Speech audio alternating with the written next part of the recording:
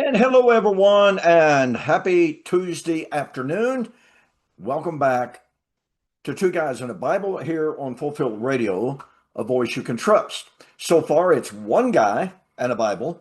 Uh, I sort of kind of suspect that maybe William lost track of time because of the holiday yesterday. I know that my wife and I were sitting at supper at a local restaurant just a while ago, and she said something about the show, and I go, "Oh, oh yeah, I've got a show tonight, don't I?" And so, like I said, I sort of kind of suspect that William may have possibly forgotten. I just sent him a text message a moment ago to remind him, but there's no telling where he is, and so may have to do without William tonight. I hate to do that. I always enjoy his thoughts and his insights into the things that we're discussing here on Two Guys in a Bible. And I want to say this, folks. What William and I have been talking about over the last couple of weeks is really, really an incredibly important element of eschatology. And that is how the Abrahamic promises segue into the hope of Israel. Well, because after all, the 12 tribes of Israel sprang from, here you have Abraham, Isaac, Jacob, who became the 12 tribes, and what have you. But we have to understand that the eschatological promises did not begin with the 12 tribes. The 12 tribes, as William and I have discussed at least over the last two or three programs, the eschatological promises of a new heaven and new earth, a heavenly country and a heavenly city, began well before Abraham. They actually started, that is to say, the promise of the resurrection, the promise of the defeating of Satan, the promise, therefore, of life began in the garden. And it continued right up through the Noahic promises. For instance, in the garden, God cursed the land. And just recently, and in fact, Larry and I were discussing this on a recent program. Uh, Somewhere over the last 5 years, I don't remember precisely when it was, but it's been a few years ago. I was reading through Genesis chapter 5, try to go back every once in a while, just read the narrative to refresh my mind, refresh my memory about what was said. And in Genesis chapter 5, verse 29, when it's talking about Lamech, the father of Noah, Lamech was told that Noah would give relief from the curse of the ground. What? I thought we've been told, and this is certainly part of the Reformed amillennial perspective and the postmillennial perspective, that we're told relief from the curse, deliverance from the curse, redemption from the curse of the ground won't come until the new heaven and new earth.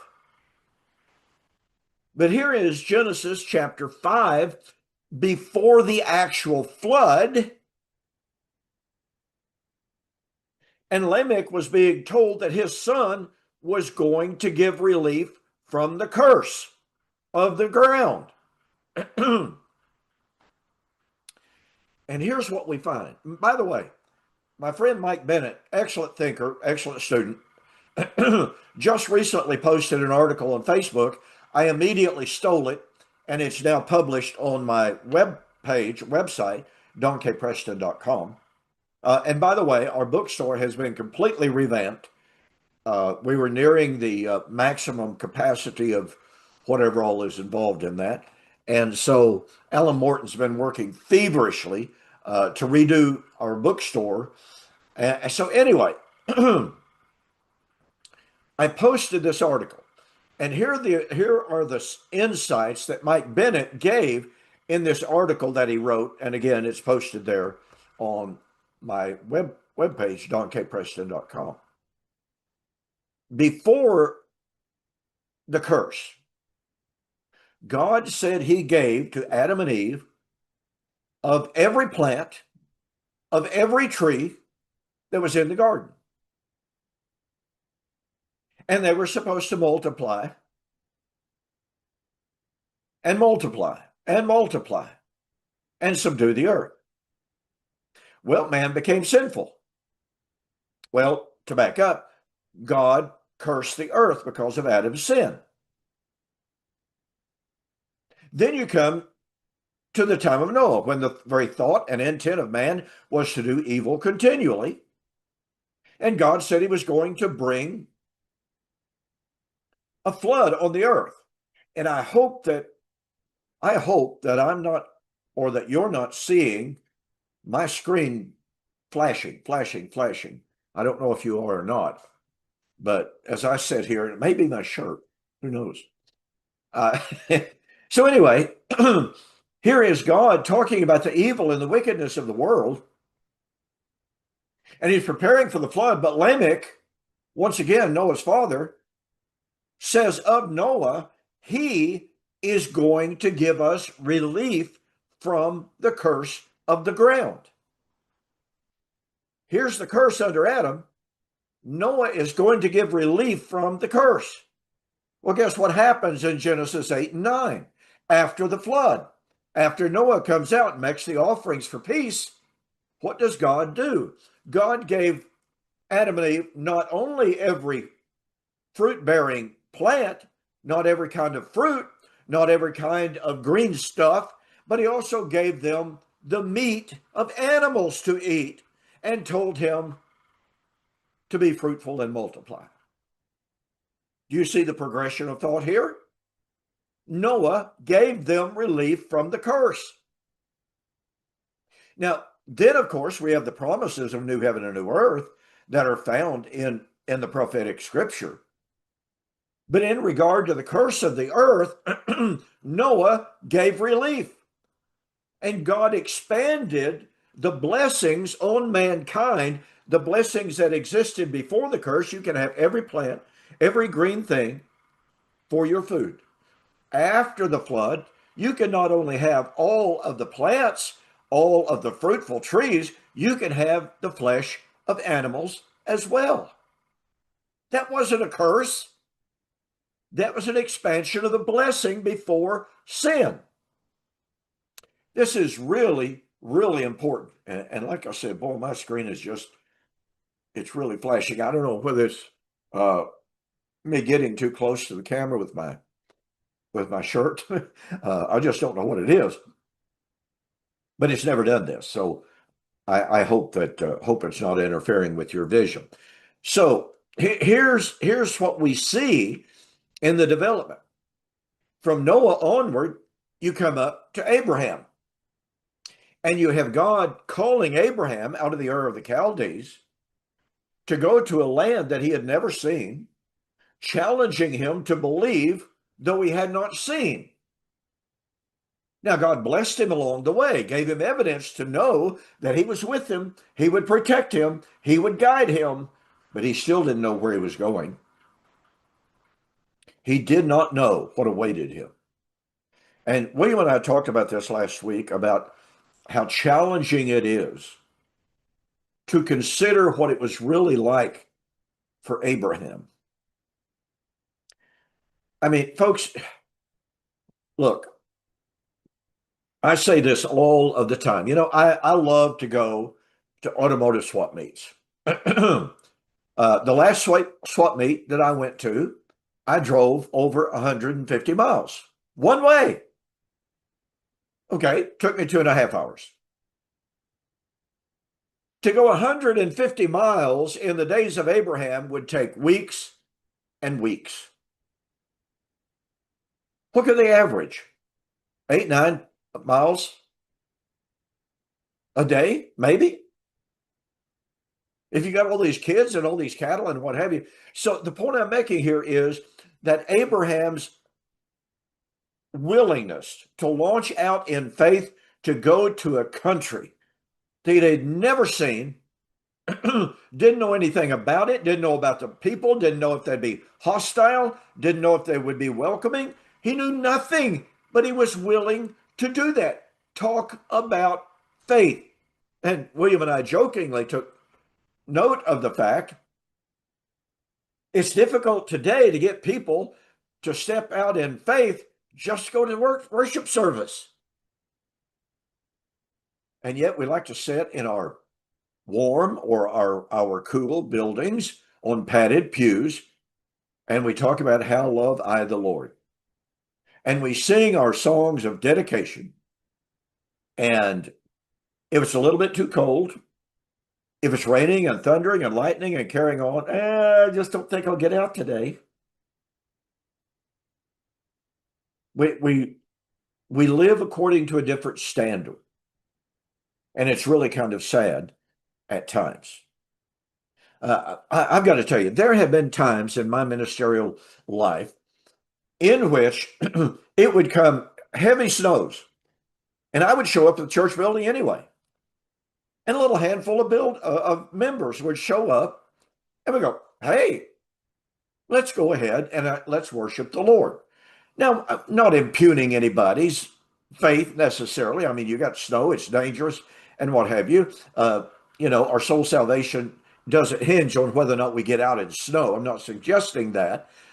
But some of the most enjoyable worship services that I've ever participated in was when this little really tight-knit small group of people on this very inclement day managed to go through the snow, make it, and just sit around in this little tight-knit group and sing praises and worship and just, really, really informally. So to consider the faith of Abraham and what it took for him to leave the Ur of the Chaldees, it's easy for us to pick up our Bible today and read about that. Boy, what a fine man of faith Abraham was. And yet it hasn't soaked into us. Not experientially.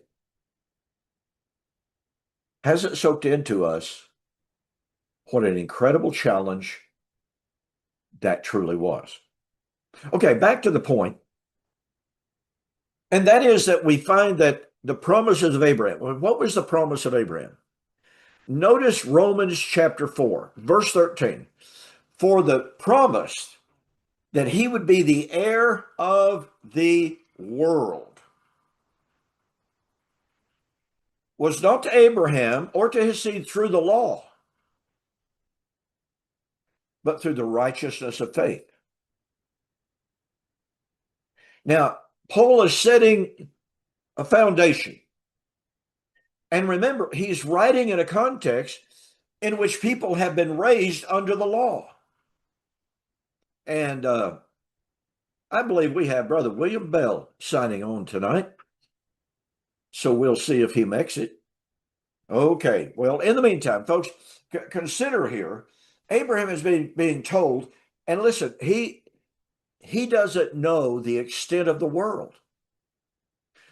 But what he does know, he's being given a promise that he would be the heir of the world. But wait a minute. Is Abraham being given the promise that he's going to get dirt? Well, there was that physical element of the Abrahamic promise, to be sure, because in Genesis chapter 15, 6 and following, the Lord told Abraham, he said, the Lord said, lift up your eyes to the east and the west and north and the south, and all of this land, as far as your eyes can see, I will give it to you and to your seed. Okay, that's physical.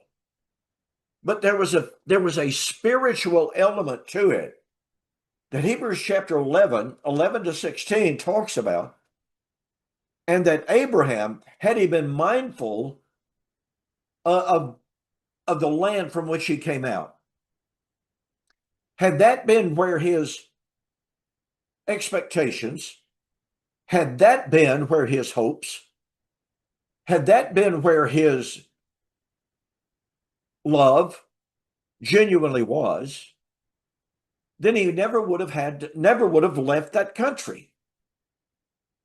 But he looked for a city whose builder and maker is God. There's Mr. Bill. And he looked for it. Can you hear me? I can hear you very well. Right. Glad you could join us, William. I am too. Sorry about that. Well, I was telling the audience when I very first came on tonight that it may be as a result of the holiday yesterday, it may have slipped your mind that tonight was Tuesday night. No, no, no, no. I took a nap and Ah, my alarm didn't go off. okay. Well, I had to plead that Jan and I were at lunch or semi supper, and Jan said something in passing about the program tonight, and I was like, oh, yeah. Because the holiday yesterday just completely messed me up on that. Yeah. So anyway, glad you could make it. Hope you had a good nap and what have you. So I've just been going back over some territory, William, talking about the incredible faith of Abraham and talking about the world that he was promised to inherit. It wasn't the physical land. And unfortunately, our dispensational friends, they think the almost the entirety of the Abrahamic promise was physical dirt. Mm.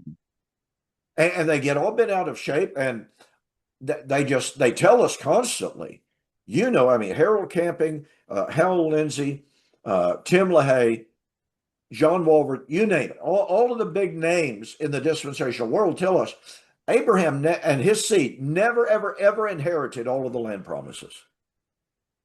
And yet the Bible is really clear that they did. And it's simply undeniable. So when it talks about Abraham looked for a city whose builder and maker was God, he looked for a heavenly country. What is that inheritance of Abraham, William?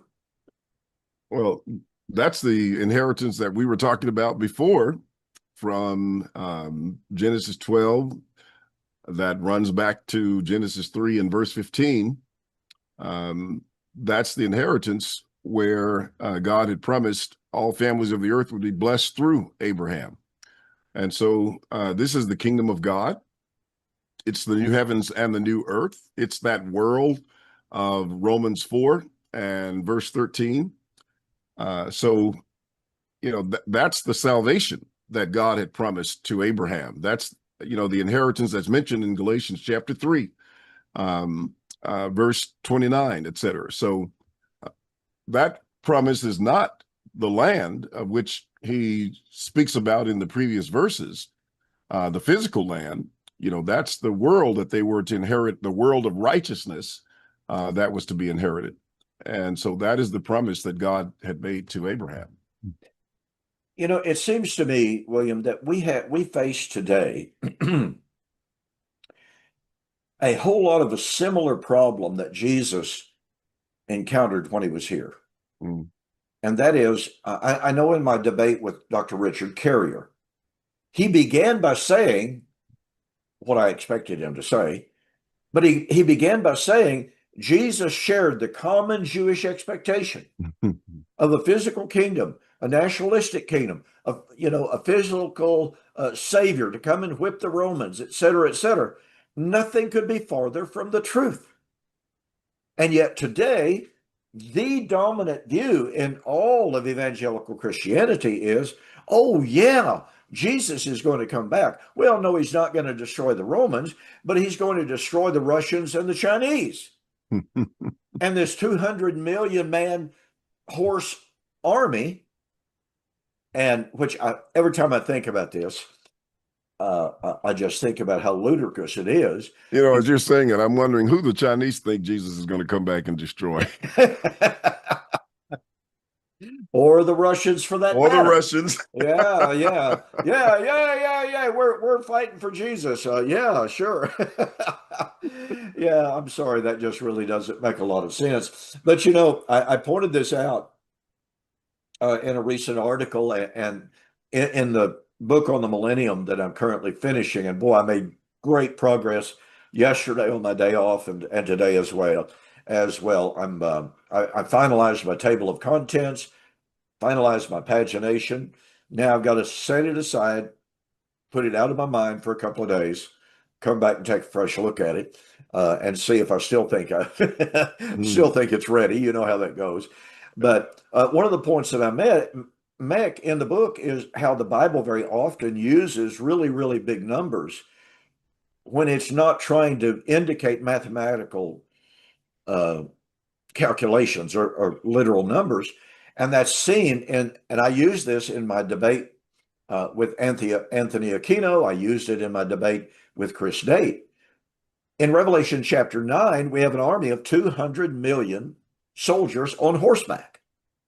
And I know that you remember Harold Camping, Jack Van Impe, you name it, all of the big dispensational televangelists over the last, 40, 50 years have been telling us, oh, this invasion of 200 million soldiers, 200 million horsemen is just right around the corner.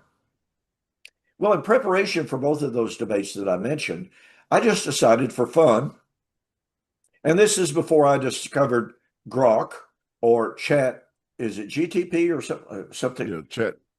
Chat. GPT. Yeah. So anyway, I got on and I used the search function of good old Google. How many horses are there in the world today? In 2024 is when I was doing the search initially.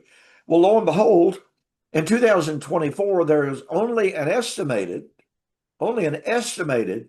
60 million horses in the world. Interestingly enough, the great majority of those are in America and South America. So it raised an interesting question. Okay, if there are only 60 million horses in the world in 2024, 2025, and the majority of that number is in North America, South America, number one, I'm fairly convinced that America wouldn't give China and Russia all of our horses. Pretty well convinced that the South Americans, although Venezuela might, but I'm still pretty well convinced the South Americans wouldn't give all their horses to Russia and China. And there's only an estimated 15 to 20 million horses in all of Russia and China combined. So the question is, where would Russia and China come up with an extra 180 million horses in order to comprise this 200 million horse army? And then just the other day, as I was continuing my research, I asked Grok, how many horses, what is the estimate of how many horses were there in the first century in the time in which John was writing on Revelation 9, talking about a 200 million horse army? It is estimated, according to projections, and you can't be rigid on these, but it's estimated that there were only 4 to 5 million horses in the entire world in the first century. So how could John say these things will shortly come to pass when there's only 4 or 5 million horses in the world? Boy, that does not compute. It does not. And so we're dealing with people today who tell, oh, we're going to take the Bible literally.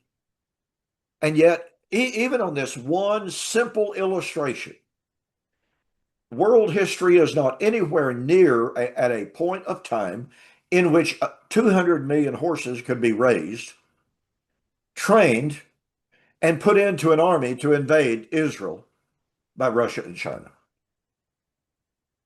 But that's the kind of mindset that we are facing when we try to share covenant eschatology with people and talk about audience relevance. What would the idea of a 200 million horse army say to a person living in the first century, when the most horses they might have ever seen was 20 or 30,000? The Romans did use horses a lot. But back to the point that I'm trying to make, the Jews had this incredibly literalistic perspective of the kingdom and of the Messiah. And all the time, Jesus is saying, no, my kingdom is not of this world. It's just not of this world. The kingdom does not come with observation. And Jesus said, why do you not believe me? Well, it's because you can't hear my words. Well, they heard audibly his words. They just didn't get it. Why? Because Jesus said, I'm from above, you are from beneath. So this is the great difficulty that we encounter today. And by the way, do you have Peter Lighthart's commentary on I don't have have them in my library. I have read them before, Oh, okay. or at least I've read from him, and I use them for a while in my studies. I just don't own them. They're Oh, not okay. cheap. No, they are not cheap. I agree. I got them when they very first came out in 2018, 19, somewhere along in there. And I think I paid 105 for the sets. So yeah, they're Yeah. not cheap at all. But one of the things, and he's an all-millennialist. He believes we are in the millennium now. He believed that the millennium began in AD 70. And it's absolutely amazing to me how Peter Leithart recognizes the apocalyptic nature, figurative nature of the language of the book of Revelation. And yet, one of the reasons that he gives for not believing the millennium is consummated and over is because, the Lord said lions were going to lay down with the lambs. The purely literalistic, physical interpretation of Old Testament prophecies concerning the kingdom that in many other places in his book on Revelation, in his commentary on Revelation, he talks about the spiritual nature of the kingdom, the spiritual victory that is ours. It's not a physical victory. It's not a physical army. So, William, why don't you give us some thoughts on this conflict between what we're facing in regard to trying to get people to see the proper hermeneutic of interpreting scripture, the nature of the kingdom, even the nature of the parousia, the nature of the resurrection, versus this materialistic viewpoint that permeates the future's views. You know, I I wish I had the magic bullet for that to make it so simple for people to see. You know, you can tell them over and over again, and it just doesn't seem to register. As a matter of fact, I had a gentleman writing me today and talking about First Thessalonians 4, Matthew 24, et cetera, the coming, and why he didn't believe that Jesus came in 70 AD, because he thinks that it's a reference to something physical. And he cited First Thessalonians 4, and I just kind of wrote him back. I said, well, you know, you might want to try to explain why the Thessalonians believe that the event had actually come without all of that physicality that you're talking about, along with some of the other things that are in the text. Mm-hmm. But that becomes the major issue with a lot of people in trying to understand it. And you know, I've always looked at John, the Gospel of John, where over and over again, Jesus is having these conversations with the Jews, and on almost every occasion, there's a communication block between what he's saying and what they're thinking. He talks about the kingdom and one having to be born again. And here comes Nicodemus and say, well, how do I do that? Do I go back into my mother's womb and be born? So he's thinking about how he entered the old covenant kingdom, the world, in terms of his natural birth and becoming a part of that. And here's Jesus telling him as a grown man, quite a mature one at that you've got to be born again. And so he doesn't understand what that actually means. And then you go to chapter 4, and you're dealing with the woman of Samaria, and they're talking about drinking, and Jesus tells her that she could drink living water, and if she drank that, she would live forever. And she asks, well, you know, you don't even have anything to draw with. I remember when I was a kid, you know, we had wells. Oh, yeah. And you'd have to, you know, there's a rope, and you drop it down in the well, and you pull up a bucket of water. I did that. Yeah. So that was, you know, when we'd go down to my grandfather's house in the country, as we say.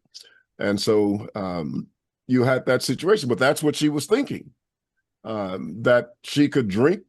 It would be some type of literal water that she would drink, And Jesus was trying to tell her all the time that he was the living water. And so those examples go all the way through the Gospel of John. You get to chapter 6, and there's a story about the living bread, the manna that comes down from heaven. And Jesus tells them, unless you eat the flesh of the Son of Man and drink his blood, you have no life in you. And after, a little bit of that conversation, the scripture says they all turned back, pretty much, and stopped following him because they couldn't understand what he meant about eating his flesh and drinking his blood. And he says, the flesh profits nothing. The words that I speak unto you, they are spirit, they are life. And he was just trying to tell them, this is all about obedience. This is about faith. This is about adhering to the word of God. And they didn't get it. So this concept of the spiritual realm, as you were talking about before, that which is above, as opposed to that which is beneath, they couldn't get it. And that's where so many people are stuck today. They're still stuck in the beneath, and they can't get what is above in terms of the realm of the spiritual things that Jesus was talking about as far as the fulfillment of all of these things. And even, when it comes down to resurrection, I am the resurrection. And he who believes in me, though he were dead, yet shall he live. And he who lives and believes in me shall never die. In John 8:51, when Jesus was having that conversation with the Jews, they said, okay, now we know you have a demon. Abraham is dead and the prophets are dead. So who are you making yourself out to be?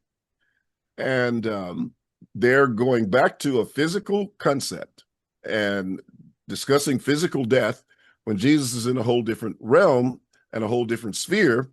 And yet we get, people will read that, fail to understand Jesus' statement, I am the resurrection, and then run straight to 1 Corinthians 15 and Thessalonians 4, etc., and argue for a physical resurrection instead of trying to interpret that text in light of the foundation that Jesus lays in the gospel. So those are the problems. Now, what can you do besides tell them? You try to demonstrate it, you try to illustrate it, and yet they still refuse to see.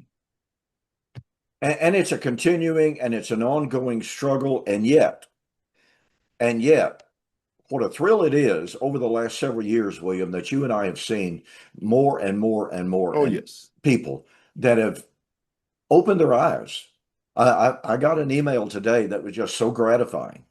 He was a person that was raised among atheists and came through your ministry and mine, came to understand. And he said, I read the Bible, and he said, I came to believe in the Lord, but he said, I kept running onto these passages of Christ coming back in that generation. And he said, I was totally stumped.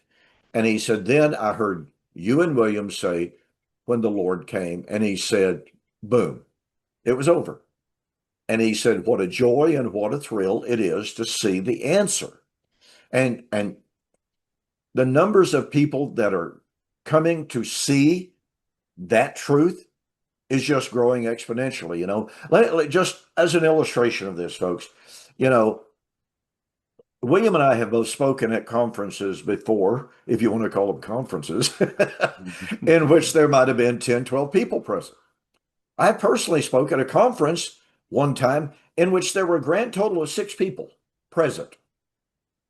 And by the way, I've heard from 1 or 2 of the people that attended that conference many years ago and said it had a profound impact on them. You never know. You literally that's never know what you are doing, what the impact might actually be. And you think, well, there's nobody here, so why even go ahead? But yeah, you just never know.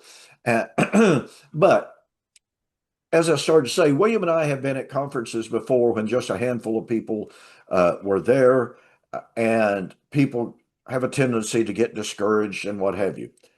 And yet, just as an illustration, when you go to Facebook and you start typing in, doing a search on preterist Facebook pages, good grief.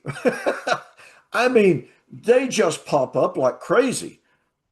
And some of them, yes, they're not many, 30, 40, 50, 60, 100 people. But there's one Facebook preterist page that I'm aware of that has over 15,000 members. Wow. Yeah. It's run and owned by a guy named Dan Maines, who is a preterist. And there are others, preterist doctrine, which is, I co-own that with Alan Morton. We have over 3,000 and growing members just on that one. And there are any number of different preterist Facebook pages that are up to 1,500, 2,000, 2,500 members. Now, is there some overlap? Oh, I'm sure there is. I'm not suggesting that there's totally independent numbers. But the point of fact is, here are literally thousands of people who are at the very least, they're interested in the message of covenant eschatology. And so that just tells you that while it's discouraging at times, when we hear from so many different people, like I've heard from several over the last couple of weeks, well, if this is the new heaven and new earth, I don't want anything to do with it. That's one of Sam Frost's, former preterist. That's one of his favorite sayings, which is, just ultra sad to see somebody who once understood the spiritual nature of the kingdom, and now they've devolved. That's the only word that I know to use for it. They've abandoned, obviously, the truth of the nature of the kingdom, and they're expecting a literal, physical, recreated earth and material creation. And because they don't see that, then all of a sudden, Jesus failed, or all these preterists misunderstand the Bible. Well, lots and lots of people are coming to understand the truth. Jesus never promised a new literal physical heaven and earth. And that's so easily proven. That's the thing about it. It's so easily proven. But anyway, to go on here, about this Abrahamic promise, once we can begin to see, and William, is this not pretty self-evident when Hebrews 11 tells us that what Abraham was looking for, that he saw far off, was this heavenly city and this heavenly country? Doesn't that tell us right then, right there, definitively, Abraham was not interested in a physical earth?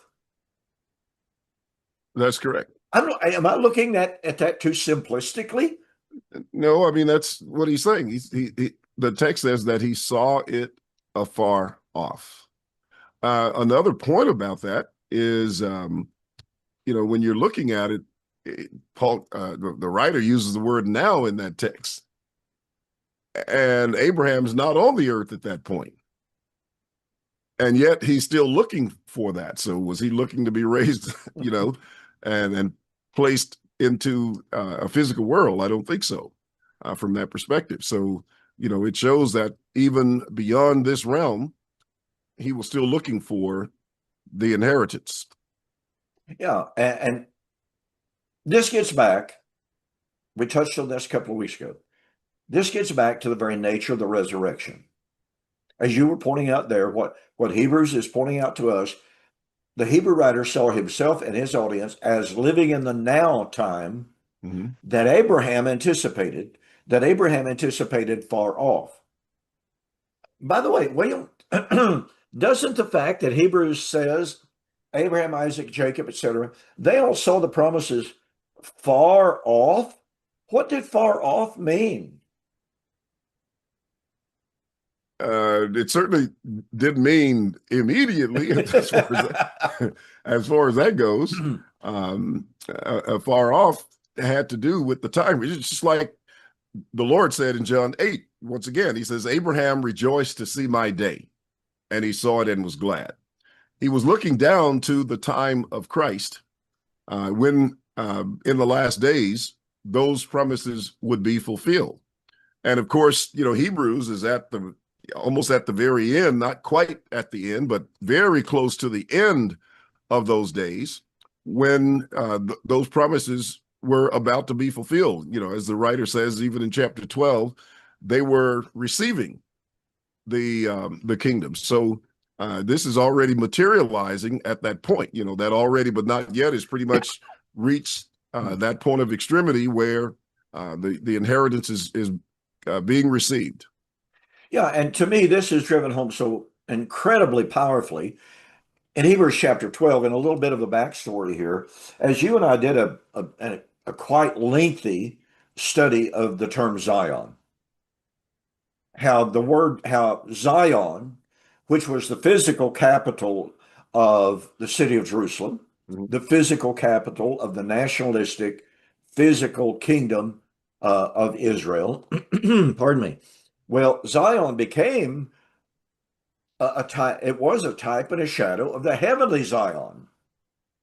And when we deal with messianic prophecy, Zion was to be the locus of every eschatological tenet that you could possibly imagine. It was to be the locus of the resurrection, of salvation, the kingdom, the proclamation of the gospel, on and on and on it goes. Okay. So Zion is the epicenter of eschatological blessings. Is that a fair way to express that? Yes. Okay. So Zion prophetically is the epicenter of eschatological blessings that would flow to all nations. And here in Hebrews chapter 12, the writer says, you have come to Mount Zion.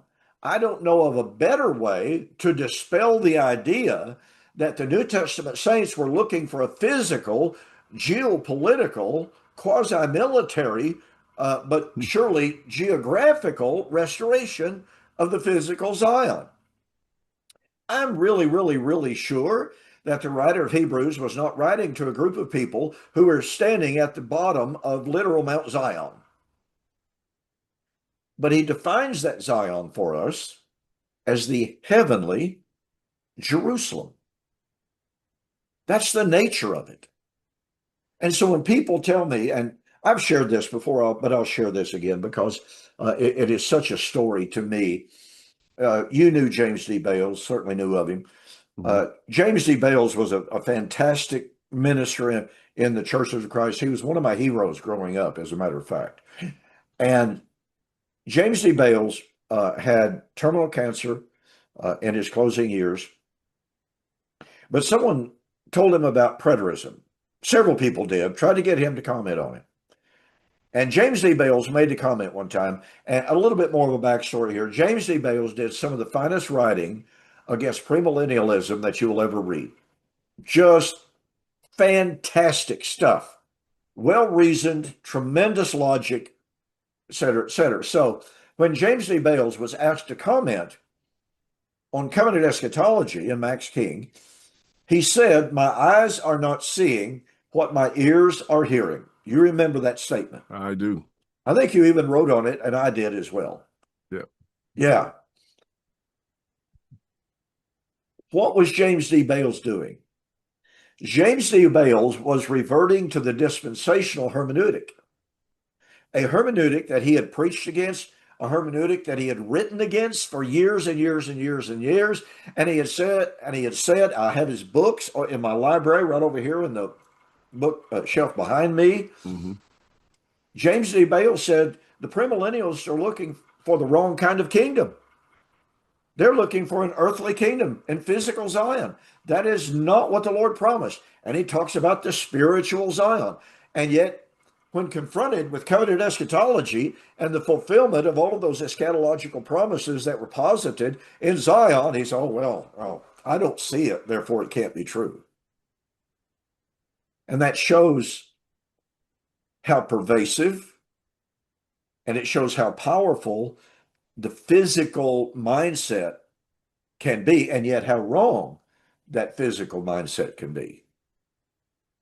Let's go back to the book of John, William. Jesus performed 7 signs, correct, in the book of John? Hmm. Can you name one of those signs? Turning water to wine, you know, raising Lazarus from the dead, whatever the sign might have been. Can you name one sign that Jesus performed that pointed to an equal or greater physical reality like it?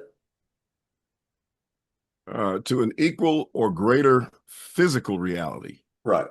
I can't think of one that pointed to an equal or greater physical reality. All of the signs that I remember were pointing to a greater spiritual reality. Yeah, let's go back to the creating wine out of water. Mm-hmm.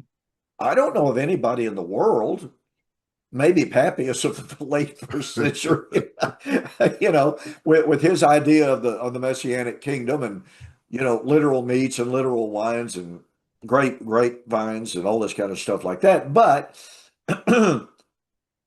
realistically, I don't know of anybody in the world that would take the position, oh, look, Jesus turned water into wine. And boy, oh boy, when the kingdom's established, he's going to do it on a bigger and better scale. He's going to make more wine than you can possibly imagine. I don't know if anybody teaches that. So what's the point, ladies and gentlemen? Here is the book of John that lays out 7 signs, and the climactic sign was Jesus's death, burial, and resurrection. And John closes his gospel by saying, and he's just recorded the resurrection of Jesus and his appearance to his apostles and disciples. And he said, many other signs did Jesus in the presence of his disciples, which are not written in this book, but these are written that you might believe that Jesus is the Christ, the Son of the living God. Why didn't John say, well, now look, I want you to know, the physical resurrection of Jesus, that points to the fact that one of these days we're going to be raised physically from the dead as well. A greater physical event than even his physical resurrection. I wonder why he didn't say that. Yeah, even in John 2, where he refers to the statement, destroy this temple, and in 3 days I will raise it up. And the text points out that he spoke of the temple of his body. People confuse that, and they think that he's talking about his physical body, but he's talking about, raising that house not made with hands. And again, dealing with the kingdom in that particular text. So there's nothing there that suggests that he was, reverting back to some physical concept. That was the argument of the Jews. Well, 40 and 6 years has this temple building been in building, and in 3 days you're going to raise it up.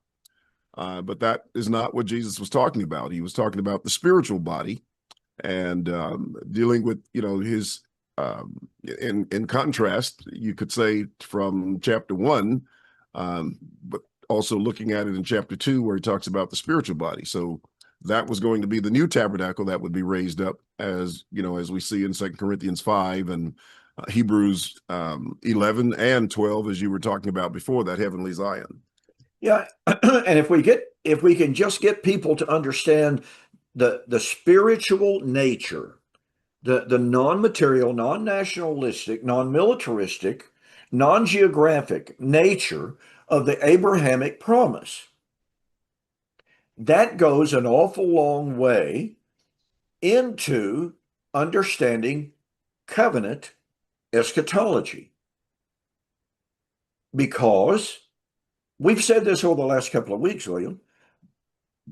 Pardon me. And next week we want to go into Galatians and to develop this, and we'll try to finish out here. We don't have much time left, but we'll try to develop this a little bit more here in Romans chapter 4 about the nature of the kingdom. But when we get into Galatians, we really want to focus in on the fact, a fact that we have already stated a couple of different times.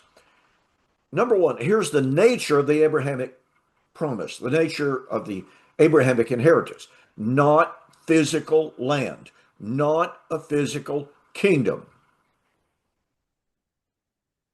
Whatever the Abrahamic covenant and Abrahamic inheritance was to be, it was to come at the end of the law. Let's go right back to Romans chapter 4. If the promise that he would inherit the world, or would be the heir of the world, was to Abraham and his seed through the law, then it would not be through the promise. Wow. For if those things are of the law, or excuse me, if those who are of the law are heirs, faith is made void, and the promise made of the effect. Now, he's writing at a time when the law was still in effect. William, did the Jews believe, and doesn't this get into the Judaizing issue a little bit? But didn't many of the Jews believe that the kingdom would be brought in through the law by means of faithful observance of the law? Didn't many of the Jews of Jesus's day believe that everything was related to Torah? Oh, yes. So this when Paul says, guys, the Abrahamic promise is not received through the law, he is striking, number one, at the very heart of the Judaizers, because the Judaizers were saying to the Gentiles, okay, you become followers of Messiah, the Messiah. That's great. That's wonderful. We welcome you in. Oh, but we welcome you into Israel. And guess what? You got to keep the law of Moses and be circumcised in order to be saved. What were they saying? They were saying the Abrahamic promise, because after all, circumcision is very much an issue here, and that belongs to Abraham. So they were saying the Abrahamic inheritance was to be found through keeping of the law. Well, right here in Romans chapter 4, Paul said, no, God didn't give that promise to Abraham under the law or through the law. Okay, if it's not under or through the law, then that means it transcends the law, and it implies that it would only be received after the law passed away. Is that a fair assessment? Oh, yes. Okay. You know, that's, I don't know if that's a part of what you're going to discuss on next week, but Galatians 5:5, for example, is that kind of where you're going next week? Yes, indeed. Part of that. Okay, well, I won't say very much about it. Just go ahead and develop a little bit to plant the seed. Well, you know, in that text, Paul says, for we by faith wait for the hope of righteousness, which is through faith, or the hope of the Spirit, which is through faith. Yeah. But at any rate, that identifies the realm through which it was coming, the realm of the Spirit, and that's the last days eschatological spirit that Joel talks about. But it's also through faith or by faith that they were expecting it, and therefore not by the law. But then he tells us what the hope was. He says it's the hope of righteousness. And that really becomes, it's interesting to watch the tap dancing when you start talking about the hope of righteousness for the inheritance, and particularly for the resurrection, such as in 1 Corinthians 15, awake to righteousness. And that's what resurrection is, an awakening to righteousness, awakening to righteousness. But that's what the text in Galatians 5 is dealing with. That's what 1 Corinthians 15 is dealing with. And yet out of that, you know, they want to get physical bodies and biological concepts of resurrection, when the text is telling you that that is the hope of righteousness, that righteousness was that fulfillment of the Abrahamic promise. Well, and that's stated right here again in Romans chapter 4 and verse 13, for the promise that he would be heir of the world was not to Abraham or to his seed through the law, but through the righteousness of faith. Yes. This key motif of righteousness and inheritance, I mean, these are hand-in-glove realities. These are hand-in-glove doctrines. And sometimes, sometimes we get into discussions about, well, what does righteousness mean? What is the righteousness of faith? And we don't see how it's related to eschatology. And yet, interestingly enough, in Daniel chapter 9, verse 24, 70 weeks are determined to bring in everlasting righteousness. Folks, that's the new heaven and new earth. Yes. That's resurrection. I wrote a book on that. 70 weeks are determined for the resurrection, because once a person understands how key this concept, and I love what you said there a moment ago, when we understand that righteousness is a resurrection motif, that it's not rotting corpses that is the issue. It is relational relational concepts. Righteousness is being right with God.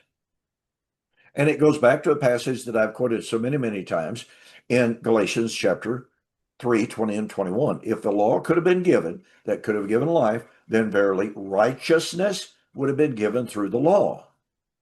So righteousness could not be attained through law keeping. Paul's very clear about that. Galatians chapter 2, verse 10, Galatians 3, 10 and following. We know that those who are of the law are under the law are under a curse, because it is written, cursed is everyone that does not continue in all things that are written in the book of the law to do them. Now that's in spite of the fact that Paul loved the law. The Jews loved the law, and the law was holy, it was true, it was even spiritual, but the law could not deliver from sin. All the law could do was magnify sin. The law was added that sin might abound. Romans chapter 5, 20 and 21. And so we're dealing here with concepts that Paul is writing to an audience raised in a world in love with Torah. But they've come to understand that Jesus is the goal of Torah. As Paul says in Romans chapter 3, as he says that the idea of righteousness by faith without the law was attested to by the law and the prophets. The law itself knew, understood, predicted that a world of righteousness, and that righteousness itself was going to be achieved separate and apart, independent of the law. That was such a staggering, revolutionary concept in the first century. And I've said this so many times that there are statements that Paul makes, all of the New Testament writers, and Jesus said it in his personal ministry, that unless we were living in that world, saturated with their thoughts, saturated with their ideas, we don't understand how shocking, how revolutionary some of those statements genuinely are. Righteousness apart from the law? Wow, how's that possible? Well, because you couldn't be perfect.